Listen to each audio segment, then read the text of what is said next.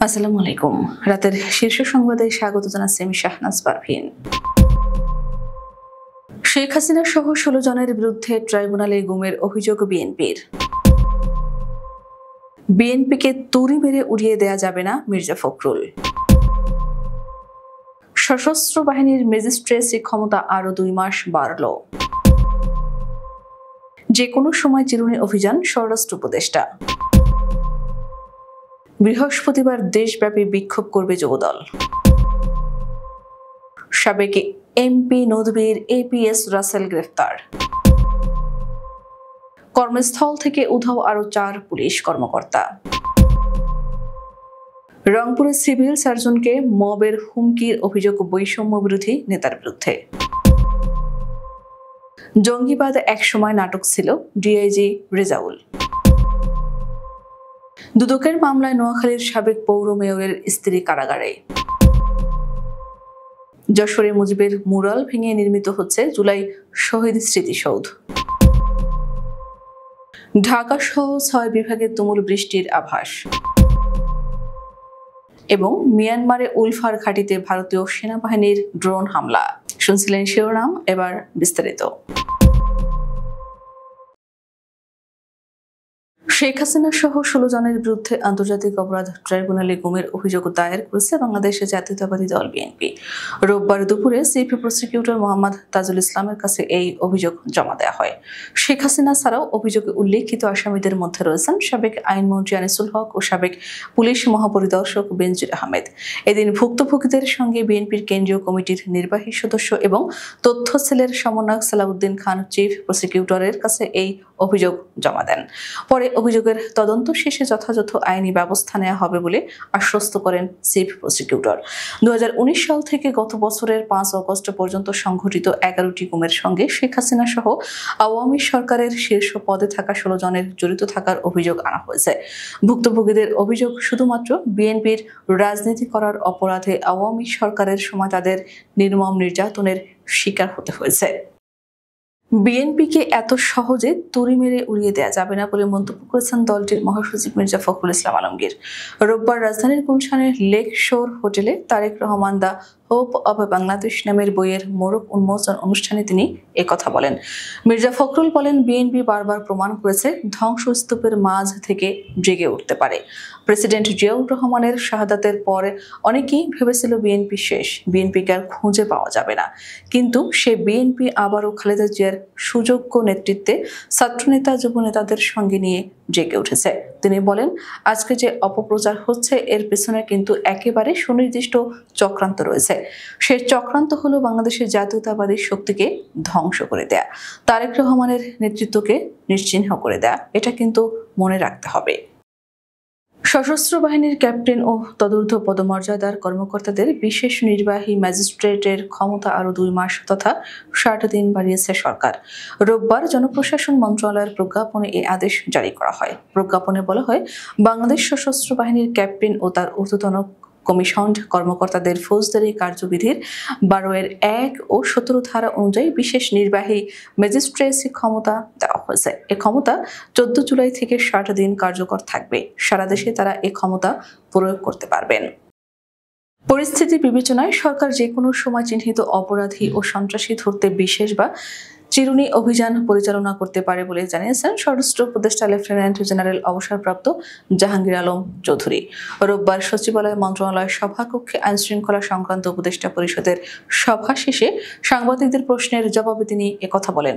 চিরুনি অভিযান পরিচালনার সময় সবার সহযোগিতা কামনা করেন স্বরাষ্ট্র উপদেষ্টা। তিনি বলেন, সাধারণ জনগণ সহ সকলের সহযোগিতা একান্ত কাম্য। সরকারের ব্যর্থতায় আইনশৃঙ্খলা পরিস্থিতির চরম অবনতির প্রতিবাদে আগামী বৃহস্পতিবার ১৭ জুলাই রাজধানী ঢাকা সহ সারা দেশে বিক্ষোভ কর্মসূচি পালন করবে জাতীয়তাবাদী যুবদল। রোববার যুবদলের সহকারী দপ্তর সম্পাদক মিনহাজুল ইসলাম ভূঁইয়া স্বাক্ষরিত এক সংবাদে বিজ্ঞপ্তিতে এই কর্মসূচি ঘোষণা করা হয়। বিজ্ঞপ্তিতে বলা হয়, বিএনপির এই যুব সংগঠনের নেতাকর্মীরা দেশের সব জেলা ও মহানগর শহরে বিক্ষোভ মিছিল বের করবেন। ঢাকায় বেলা ২টায় বিএনপির নয়াপল্টন কেন্দ্রীয় কার্যালয়ের সামনে থেকে মিছিল শুরু হবে। এটি ফকিরাপুল, দৈনিক বাংলা মোড়, জাতীয় প্রেস ক্লাব, মৎস্য ভবন হয়ে শাহবাগে গিয়ে শেষ হবে। যুবদলের সভাপতি আব্দুল মোনায়েম মুন্না ও সাধারণ সম্পাদক মোহাম্মদ নুরুল ইসলাম নয়ন সংগঠনের দেশব্যাপী সকল ইউনিটকে কর্মসূচি সফল করার আহ্বান জানিয়েছেন। চট্টগ্রামের সাতকানিয়া লোহাগাড়া সংসদীয় আসনের সাবেক সদস্য আবু রেজা নদভীর এপিএস রাসেল উদ্দিনকে গ্রেফতার করেছে কোতোয়ালি থানা পুলিশ। শনিবার দিবাগত রাতে তাকে গ্রেফতার করা হয়েছে। রাসেল সাতকানিয়া ইসামতির কুলের আব্দুল মজিদের ছেলে। তিনি যুবলীগের সাতকানিয়া সহ সভাপতি এবং পৌরসভার সাবেক কাউন্সিলর ছিলেন। গত বছরের 5 আগস্ট আওয়ামী লীগ সরকার পতনের পর অনেক পুলিশ সদস্য কর্মস্থলে যোগদান করার পরও ছুটি না নিয়ে উধাও হয়ে যান। দীর্ঘদিন কর্মস্থলে যোগ না দেওয়া এমন আরও 4 পুলিশ কর্মকর্তার সন্ধান পাওয়া গেছে। তাদের মধ্যে রয়েছেন ডিএমপির তেজগাঁও বিভাগের অতিরিক্ত উপ পুলিশ কমিশনার মোহাম্মদ রওশনুল হক সৈকত, ডিএমপির সাবেক অতিরিক্ত উপ পুলিশ কমিশনার, ইন্ডাস্ট্রিয়াল পুলিশের অতিরিক্ত পুলিশ সুপার মোহাম্মদ তৌহিদুল ইসলাম, ডিএমপির সহকারী police commissioner Mohammad Golam Rouhani, ডিএমপির Mirpur traffic জোনের সহকারী পুলিশ কমিশনার মফিজুর রহমান পলাশ। এই 4 জনকে সাময়িক বরখাস্ত করেছে সরকার। এ নিয়ে এখন পর্যন্ত 21 পুলিশ কর্মকর্তাকে বরখাস্ত করা হলো। রংপুরের সিভিল সার্জন শাহিন সুলতানাকে মবের হুমকি দেওয়ার অভিযোগ উঠেছে বৈষম্য বিরোধী ছাত্র আন্দোলনের জেলা আহ্বায়ক ইমরান আহমেদের বিরুদ্ধে। 13 জুলাই রোববার জেলা প্রশাসনের আইনশৃঙ্খলা কমিটির মাসিক সভায় এই হুমকি দেওয়া হয়েছে বলে অভিযোগ করেছেন সিভিল সার্জন। তবে ইমরান আহমেদ বলেন, তারাগঞ্জের একটা ইস্যু ছিল, এটা নিয়ে আমি আইনশৃঙ্খলা মিটিংয়ে তুলেছি। আমাদের ছেলেদের উপর এক ধরনের অন্যায় হয়েছে, এটা যেন সমাধান করে দেন, এভাবে বলছিলাম ওখানে। আমি বলছি যদি আমাদের উপর অন্যায় হয় তাহলে মবই ভালো ছিল। শরীয়তপুর জেলা পুলিশের আয়োজনে মাদক, সন্ত্রাস ও জঙ্গিবাদ বিরোধী সুধী সমাবেশ অনুষ্ঠিত হয়েছে। রোববার দুপুরে শরীয়তপুর পুলিশ লান্স ড্রিল সেটে এই সমাবেশে প্রধান অতিথি ছিলেন বাংলাদেশ পুলিশ ঢাকা রেঞ্জের ডিআইজি রেজাউল করিম মল্লিক। অনুষ্ঠানে মাদক, সন্ত্রাস ও জঙ্গিবাদ বিষয়ে তিনি বলেন, জঙ্গিবাদ একসময় ছিল নাটক, এই নাটক থেকে আমরা এখন পরিত্রাণ পেয়েছি। আমরা দীর্ঘ 18 বছর ফ্যাসিস্টদের কবলে ছিলাম, এখন আমরা মুক্ত। এখন আমরা নতুন বাংলাদেশের নতুন পুলিশ হিসেবে কাজ করছি। এখন থেকে আমরা সকলকে সাথে নিয়ে নতুন বাংলাদেশে বিনির্মাণে কাজ করে যাব। পুলিশ সুপার মোহাম্মদ নজরুল ইসলামের সভাপতিত্বে কর্মসূচিতে জেলা বিএনপির সাধারণ সম্পাদক, বীর মুক্তিযোদ্ধা ও সাবেক এমপি সরদার নাসিরউদ্দিন কালু সহ জেলার বিভিন্ন রাজনৈতিক ব্যক্তিবর্গ ও সুধীজনরা উপস্থিত ছিলেন। অনুষ্ঠানে 2024-এর জুলাই গণ অভ্যুত্থানে শরীয়তপুরের 14 শহীদ পরিবারের হাতে শুভেচ্ছা উপহার তুলে দেওয়া হয়। জ্ঞাত আয় বহির্ভূত সম্পদ অর্জনের অভিযোগে নোয়াখালীর কবিরহাট পৌরসভার সাবেক মেয়র জহিরুল হক রায়হান ও তার স্ত্রী সামিয়া শারমিনের বিরুদ্ধে মামলা করেছে দুর্নীতি দমন কমিশন। মামলায় অবৈধভাবে 44,33,600 টাকার স্থাবর সম্পদ অর্জন ও ভোগ দখলের অভিযোগ আনা হয়েছে। রোববার গণমাধ্যমকে বিষয়টি নিশ্চিত করেন দুদকের আইনজীবী অ্যাডভোকেট মাসুদ। তিনি বলেন, গত বৃহস্পতিবার মামলার শুনানিতে জহিরুল হকের স্ত্রী সামিয়া শারমিন আদালতে হাজির হয়ে জামিন আবেদন করলে বিচারক তা নামঞ্জুর করেন এবং তাকে কারাগারে পাঠানোর আদেশ দেন। যশোর শহরের বকুলতলায় অবস্থিত শেখ মুজিবুর রহমানের মুরাল অবশেষে পুরোটা ভেঙে ফেলা হয়েছে। রোববার সকাল থেকে শুরু হওয়া এই কার্যক্রমে বুলডোজার দিয়ে মুরালটি সম্পূর্ণ গুঁড়িয়ে দেওয়া হয়। স্থানটিতে নির্মিত হতে যাচ্ছে জুলাই শহীদ স্মৃতিসৌধ। সোমবার বেলা 11টায় আনুষ্ঠানিকভাবে এই নির্মাণ কাজের উদ্বোধন করা হবে। যশোর পৌরসভার সহকারী প্রকৌশলী BM কামাল হোসেন জানান, মুরাল ভাঙার পর স্মৃতিসৌধ এলাকায় থাকা প্রাচীর ভেঙে রাস্তার সাথে যুক্ত করা হবে, যাতে ওই অঞ্চলের যানজট নিরসনে সহায়ক ভূমিকা রাখে।